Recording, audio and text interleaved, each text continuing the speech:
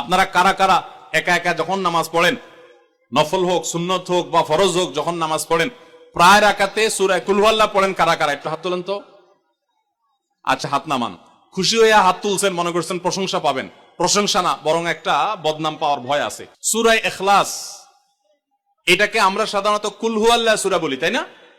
ইখলাস মানেটা কি? আমরা যেহেতু এই সূরাগুলো নামাজের মধ্যে সবচেয়ে বেশি পাঠ করি, ঠিক না বেঠিক?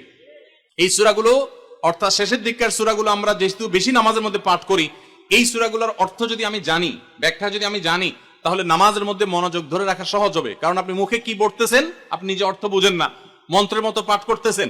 যদিও না বুঝে পড়লেও আপনি সওয়াব পাবেন, কিন্তু না বুঝে পড়লে তো আর এই কোরআনে আল্লাহ কি বলেছে এটা জানতে পারবেন না। না জানলে সে অনুযায়ী আপনি আমলও করতে পারবেন না। এজন্য আমাদেরকে বুঝতে হবে। এজন্য সূরা ইখলাস সম্পর্কে আমরা জানি। ইখলাস এই সূরার নাম, সূরার নাম হলো সূরাতুল ইখলাস বা ইখলাসের সূরা। ইখলাস শব্দের একটা অর্থ হলো পিওর করা, খাঁটি করা। তার মানে আমাদের ইবাদতটা শুধু আল্লাহর জন্য হবে, খাঁটি হবে, এখানে কোনো ভেজাল অন্য কারোর জন্য সেটা হবে না। আমাদের দোয়াগুলো সব শুধু আল্লাহর জন্য হবে, খাঁটি এবং ফ্রেশ ভাবে আল্লাহর জন্য নিবেদন করবো, সাথে আর কারোর সেখানে শরীক করবো না। এই জন্য এই সূরার নাম ইখলাস, যে এই সূরার মধ্যে আল্লাহর ইবাদত, একত্ববাদ, তাওহীদ, এটাকে খাঁটি করবার নির্দেশ দেওয়া হয়েছে। আল্লাহর কোনো শরীক নাই, এই জন্য এটাকে সূরা ইখলাস বলা হয়েছে, খাঁটি করার সূরা, ঈমানকে বিশুদ্ধ করা, তাওহীদকে ঠিক করার সূরা। একইভাবে ইখলাসের আরো বিভিন্ন অর্থ এবং বিভিন্ন ব্যাখ্যা আছে, আমরা শুধু এটুকু বলি। এরপর আসা যাক সূরা কুল হুয়াল্লাহ। কেন আল্লাহ তাআলা এই সূরাটা নাজিল করলেন? কোরআন কারীমের বিভিন্ন সূরা, বিভিন্ন আয়াত নাজিলের প্রেক্ষাপট আছে, যেটাকে শানে নুজুল বলা হয়।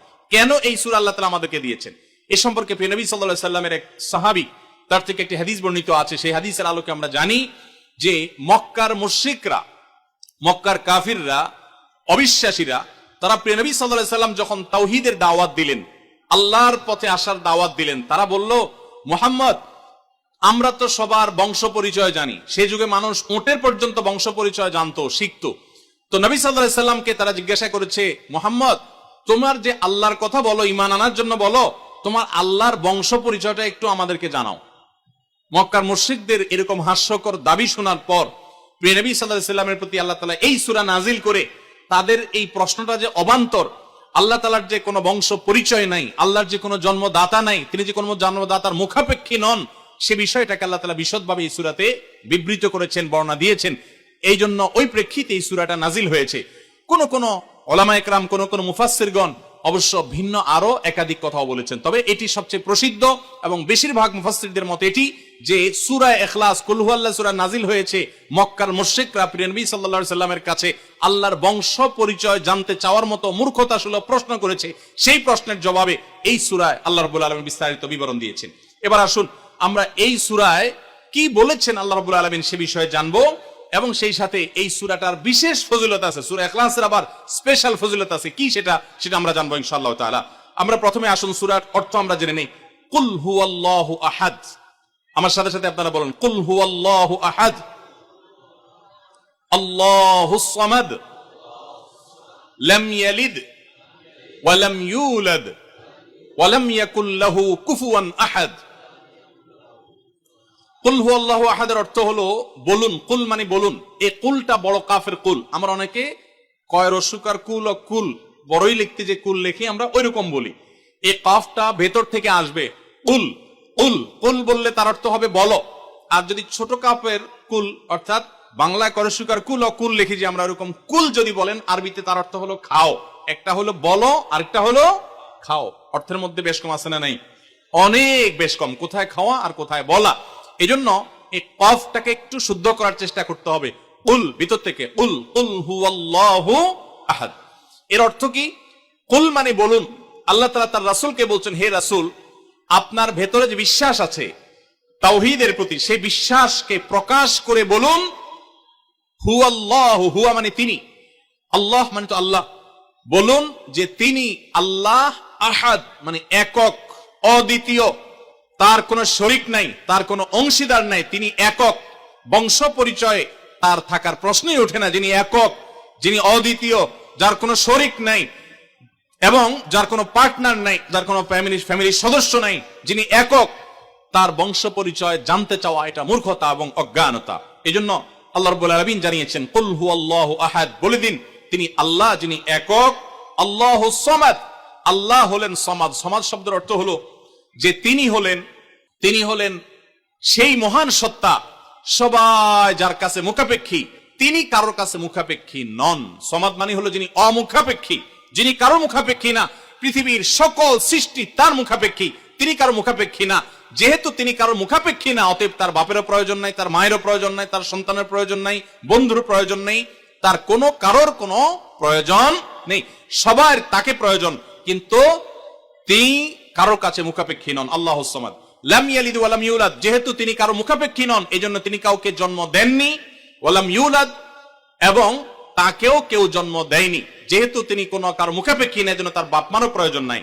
আমরা দুনিয়াতে আসার জন্য বাপ মার মুখাপেক্ষী, বাপ মা ছাড়া আসতে পারি না। যেহেতু আল্লাহ কারো মুখাপেক্ষী নন, এজন্য তার কোনো জন্মদাতার প্রয়োজন হয়নি।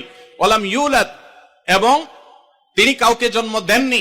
কারণ আমাদের সন্তান সন্ততি জন্ম দিতে হয় আমাদের প্রয়োজনে, কারণ আমার বংশধারা ধরে রাখতে হবে, আমার নামটা ধরে রাখতে হবে, আমার সম্পদ রক্ষণাবেক্ষণ করতে হবে, বৃদ্ধকালে আমাকে দেখাশোনা করতে হবে। এইসব কারণে আমাদের সন্তানের প্রয়োজন হয়। আল্লাহ তাআলা যেহেতু মুখাপেক্ষী নন কোনো কিছুর প্রতি, এই জন্য তার কাউকে জন্ম দিয়ে তার বংশটিকে রাখারও প্রয়োজন নাই, আবার তাকে কেউ জন্ম দেওয়ারও প্রয়োজন নাই। ওয়ালাম ইয়াকুল্লাহু কুফুয়ান আহাদ, আর তার কোনো সমকক্ষ নাই, তার সমান কেউ নাই, তার সাথে কোন প্রকার সাদৃশ্য হতে পারে এমন আর কেউ নেই। তিনি অদ্বিতীয়, তিনি একক। এই ছোট ছোট 4টি সূরায় আল্লাহ তাআলার 3টি গুণবাচক নাম আল্লাহ উল্লেখ করেছেন। আল্লাহর মূল নাম যেটা, সেটা উল্লেখ করেছেন আল্লাহ, তার জাতে পাকের নাম। আর এর পাশাপাশি আরো 2টি গুণবাচক নাম উল্লেখ করেছেন। এক হলো আহাদ, মানে একক, এটা আল্লাহর গুণবাচক নাম। আর একটা হলো সমাদ, এটাও আল্লাহর গুণবাচক নাম। এই নামগুলো আল্লাহ তাআলা উল্লেখ করেছেন। এই যে সূরাটা, সূরা ইখলাস আমরা জানলাম, এর অর্থ আমরা শুনলাম। এই সূরার ফজিলত কি? 3টা ফজিলত আপনারা শুনেন। 1 নম্বর, নবী করিম সাল্লাল্লাহু আলাইহি সাল্লাম বলেছেন, এই সূরা ইখলাস এটা হলো কোরআনে কারীমের 3 ভাগের 1 ভাগ। বলেন সুবহানাল্লাহ। সূরা ইখলাস বা কুল হুয়াল্লাহ সূরাটা হলো কোরআনে কারীমের কয় ভাগের 1 ভাগ? 3 ভাগের 1 ভাগ। 3 ভাগের 1 ভাগের মানে কি? এই সম্পর্কে কোন কোন তাফসীরবিদগণ বলেছেন, এর মানে হলো গোটা কোরআনে আল্লাহ তাআলা মৌলিকভাবে 3টা বিষয়ের আলোচনা করেছেন। কয়টা বিষয়? এই পুরো কোরআন জুড়ে আল্লাহ তাআলা আলোচনা করেছেন কয়টা বিষয়ে? 3টা বিষয়। নাম্বার 1 তাওহীদ, একত্ববাদ, ঈমান সম্পর্কে। নাম্বার 2 আখবার, বিভিন্ন জাতি গোষ্ঠীর ইতিহাস আল্লাহ এখানে আলোচনা করেছেন। নাম্বার 3 এই কোরআন আল্লাহ তাআলা আলোচনা করেছেন আহকাম বা বিধিবিধান। ঈমানটা মানুষের, বিশ্বাসটা মানুষের সবচেয়ে গুরুত্বপূর্ণ। বিশ্বাস মানুষকে পরিচালনা করে, জন্য কোরআনে এটার আলোচনা সবচেয়ে বেশি। এরপর ইতিহাসের আলোচনা মানুষের অনেক বেশি প্রয়োজন শিক্ষা গ্রহণ করবার জন্য পূর্বের ঘটনাবলী থেকে, সেজন্য সেগুলোও আছে। আর 3 নম্বর বিধিবিধান, মানুষ কিভাবে চললে কোন দিকে গেলে লাভ হবে, কোথায় গেলে ক্ষতি হবে, সে হালাল হারামের বিবরণ কোরআনে আছে। 3টা বিষয়ের আলোচনার মধ্যে একটা হলো তাওহীদ বা ঈমান। এই সূরা ইখলাস এমন একটা সূরা কোরআনের, এই একটা সূরাতে পুরা সূরা 4টা আয়াতের সবগুলো আয়াতে শুধু ঈমান সম্পর্কে, শুধু আল্লাহর জাত সম্পর্কে বলা আছে। বলেন সুবহানাল্লাহ। ভাইরা আমার, এই সূরা ইখলাস বা সূরা কুল হুয়াল্লাহ এটা কোরআনে কারীমের 3 ভাগের 1 ভাগ। এটা একটা ব্যাখ্যা। আরেকটা ব্যাখ্যা হলো, কোরআনে কারীম যদি কেউ পুরাটা পড়তে পারে, যে পরিমাণ সওয়াব সে লাভ করবে। শুধু কুল হুয়াল্লাহ সূরা যদি একবার পাঠ করে, কয়বার? একবার যদি পাঠ করে, কোরআনে কারীমের 3 ভাগের 1 ভাগ তেলাওয়াত করার সওয়াব আল্লাহ তাআলা ওই ব্যক্তিকে দান করেন। তাহলে যদি কেউ 3 বার পাঠ করে, তাহলে এখান থেকে বোঝা যায় যে আল্লাহ তাআলা তাকে পুরা কোরআন একবার তেলাওয়াতের সওয়াব দান করবেন। পুরা কোরআন কষ্ট করে তেলাওয়াত করলে সেটার যে মর্যাদা হবে সেটা অবশ্যই ভিন্নতর। কিন্তু 3 কুল সূরা ইখলাস এটাকে 3 বার পাঠ করলে আল্লাহ রাব্বুল আলামিন কোরআনে কারীমের পূর্ণাঙ্গ কোরআন তেলাওয়াতের সওয়াব পাবেন বলে অনেক উলামা ইকরাম, মুহাদ্দিসিন ইকরাম বলেছেন এই হাদিসের আলোকে। এটা হলো এর দ্বিতীয় ফজিলত। প্রথম ফজিলত। দ্বিতীয় ফজিলত হলো, আমাদের প্রিয় নবী সাল্লাল্লাহু আলাইহি ওয়াসাল্লামের সময় তিনি এক দলকে একটা অভিযানে পাঠিয়েছেন। তাদের মধ্যে যিনি ইমাম সাহেব ছিলেন, ওই আল্লাহর বান্দা প্রত্যেক নামাজের মধ্যে যে কোনো সূরা পড়তেন, যে কোনো কিরাত পড়তেন, শেষে সূরা ইখলাসটা অবশ্যই পাঠ করে তারপর রুকুতে যাইতেন। এখন সাহাবীদের মধ্যে একটা প্রশ্ন দেখা দিল যে এই লোকটা প্রত্যেক রাকাত নামাজে সূরা ফাতিহা, আলহামদুলিল্লাহ সূরা পাঠ করার পর যেই সূরাই পড়েন, যেই কিরাতই পড়েন, সাথে আবার কুল হুয়াল্লাহটা কেন পড়েন? আমরা তো নবী সাল্লাল্লাহু আলাইহি ওয়াসাল্লাম কিরম করতে দেখি নাই। তখন সাহাবীরা এসে নবী সাল্লাল্লাহু আলাইহি ওয়াসাল্লামকে জিজ্ঞাসা করলেন, ইয়া রাসূলুল্লাহ, আমাদের ইমাম সাহেব যাকে আমাদের সাথে আপনি দিয়েছেন, যিনি আমাদের সাথে আছেন, এই ব্যক্তি প্রত্যেক রাকাতে অন্য যা পড়ুক আর না পড়ুক এই কুল হুয়াল্লাহ সূরাটা উনি পড়েই পড়ে, এটা উনি ছাড়ে না, এর কারণটা কি? তখন নবী সাল্লাল্লাহু আলাইহি ওয়াসাল্লাম জিজ্ঞাসা করলেন ওই ব্যক্তিকে যে তুমি কেন এই সূরা পাঠ করো? অবশ্যই অবধারিতভাবে সূরা ফাতিহা না প্রত্যেক রাকাতে ফিক্সড, অন্য কোন সূরা তো ফিক্সড না, তুমি অন্য যাই পড়ো সাথে প্রত্যেক রাকাতে কুল হুয়াল্লাহ দিয়ে শেষ করে তারপর রুকুতে যাও কেন? তখন সে সাহাবী বলেন, ইয়া রাসূলুল্লাহ, আমি কেন পড়ি? কারণ কোরআনে কারিমে এই একটা সূরা, সূরা ইখলাস বা কুল হুয়াল্লাহ সূরাটা একমাত্র সূরা যেই সূরার শুরু থেকে শেষ পর্যন্ত সবগুলো আয়াতে শুধু আমার আল্লাহর কথা বলা আছে।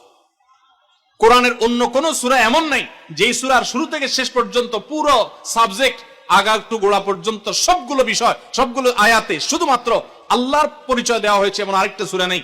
যেহেতু এখানে শুধু আল্লাহর কথাই বলা হয়েছে, এই জন্য এই সূরাকে আমার অনেক বেশি পছন্দ হয়, এই জন্য এই সূরাকে অনেক বেশি আমি ভালোবাসি। আমার আল্লাহর আলোচনা এখানে, অন্যান্য সূরাতে কোথাও ইতিহাস, কোথাও হালাল হারাম, কোথাও বিধিবিধান, কোথাও অন্যান্য আলোচনা আছে, কিন্তু এই সূরা শুধু আমার আল্লাহর কথা বলা আছে।